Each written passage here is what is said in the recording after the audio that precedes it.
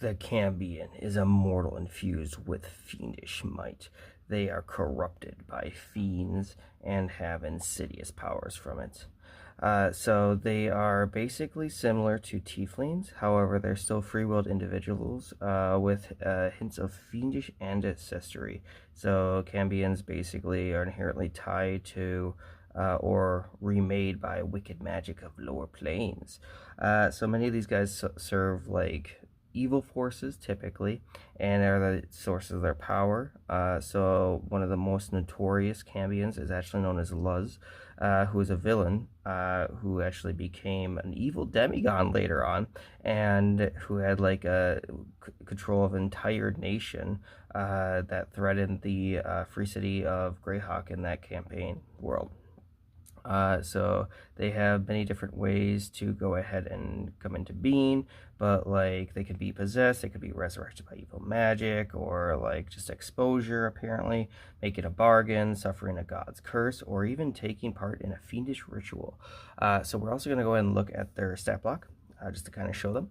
So they are pretty powerful, I want to point out, because they have 19 AC, 105 hit points, 30 foot movement, 60 foot flying. They are a CR5.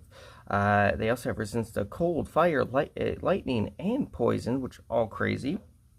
They also have a multi-attack, which they can choose to go and do claws or fire rays, depending on how they feel. And on average, that does 8 damage plus additional 7, so 15. Or they fire rays does an average of 13 damage, so it's understandable why you'd want to use one or the other. Additionally, they also have a bunch of spellcasting ability like altering themselves, command. They also have detect magic. They also have dominate person. Let's see here. I want to point out it's the 8th level version, so that's kind of crazy. I don't know how they have access to that because they're only a CR5, which makes them probably around the level 8. So it's kind of crazy that they have that. Additionally, they also have plane shift once per day. So their CR doesn't really match up to their power.